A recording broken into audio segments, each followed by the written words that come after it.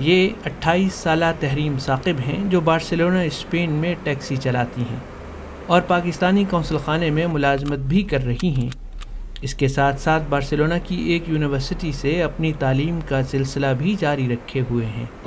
میں یہاں پہ یونیورسٹی آف آٹونوما سے لیبر لا کر رہی ہوں، ریلاسیونس لیبورالس، جو 4 ایئر کی ڈگری ہے۔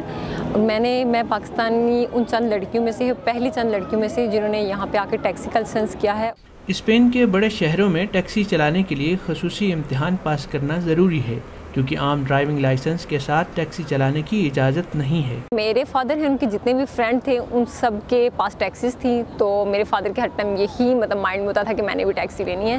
تو میرا کوئی بڑا بھائی نہیں ہے، تو میں سب سے بڑی ہوں، تو میں نے کہا چلیں ٹھیک ہے کہ میں لائسنس کر لیتی ہوں اور پھر ہم ٹیکسی لے لیں گے۔ تو یہ مین وجہ تھی ٹیکسی لائسنس کرنے کی۔ اسپین کے شہر بارسلونا میں 13,500 ٹیکسی ڈرائیورز ہیں، جن میں خواتین کی تعداد 814 ہے۔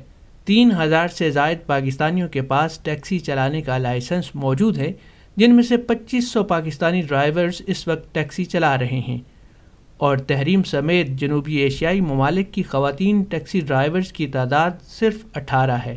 بارسلونا جیسے مصروف شہر میں خواتین ٹیکسی ڈرائیورز عموماً نائٹ شفٹ میں کام کرنے سے گریز کرتی ہیں۔ ٹیکسی میں نائٹ شفٹ کرنے کا ایک ریزن یہ بھی تھا کیونکہ میری دن کے ٹائم میری یونیورسٹی ہوتی تھی اور میرے پاس کوئی اور آپشن نہیں تھا، میں جو جاب ہے نائٹ میں ہی کر سکتی تھی، تو اس لیے میں نے ٹیکسی کو جو ہے نائٹ شفٹ میں کرنا سٹارٹ کیا۔ تو اس کے بعد شروع میں مجھے بہت ڈر تھا کہ کیسا ہوگا، تو لیکن کوئی بھی ایسا کبھی واقعہ نہیں ہوا جتنا پیریڈ میں نے کام ٹیکسی میں نائٹ شفٹ کی ہے۔ مجھے فیل ہوا کہ پاکستانی لوگوں میں ابھی بھی یہاں پہ بھی اسپین میں بھی رہ کے وہ کلچرل وہ ویلیوز موجود ہیں کہ جب بھی میں فار ایگزامپل جب میں ٹیکسی میں انٹر ہوئی تو جب بھی میں کسی سے ہیلپ مانگتی تھی یا خود مجھ سے آ کے پوچھتے تھے آپ کو کچھ ہیلپ چاہیے، ہر ٹائم مجھے گائیڈ کرتے تھے۔ 2021 کے اعداد و شمار کے مطابق اسپین میں پاکستانیوں کی کل تعداد 1 لاکھ ہے، جن میں 30,000 خواتین ہیں۔ بارسلونا میں پاکستانیوں کی کل تعداد 50,000 ہے، جن میں سے 14,500 خواتین ہیں۔ جب ہم آئے تھے تو لینگویج ایشو تھا، کلچرل ایشو تھے، کیونکہ پاکستان کا اور اسپین کا کلچر بہت ڈفرینٹ ہے، تو لیکن ہمیں اتنی انٹیگریشن میں اتنی پرابلم نہیں ہوئی کیونکہ یہاں پہ پاکستانی جو فیملیز ہیں وہ بہت کم تھیں۔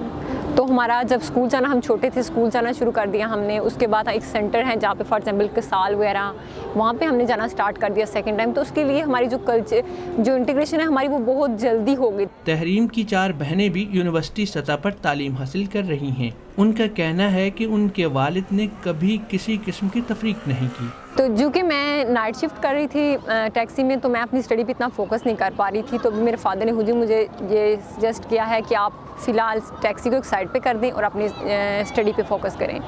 تو اس کی وجہ سے میں نے پھر اب اسٹڈی پہ فوکس کرنا اسٹارٹ کر دیا، اور میں نے بارسلونا جو پاکستانی قونصلیٹ ہے بارسلونا میں، اس میں نے انٹرنشپ کی ہے، اور اب انہوں نے مجھے جاب کی آفر کی ہے جو میں نے اب ایکسیپٹ کر لیا، اور میں قونصلیٹ میں اب جاب کر رہی ہوں۔ اسپین میں خواتین کی تعلیم اور پاکستانی برادری کو اس کی اہمیت کو سمجھنے کے حوالے سے تحریم کہتی ہیں۔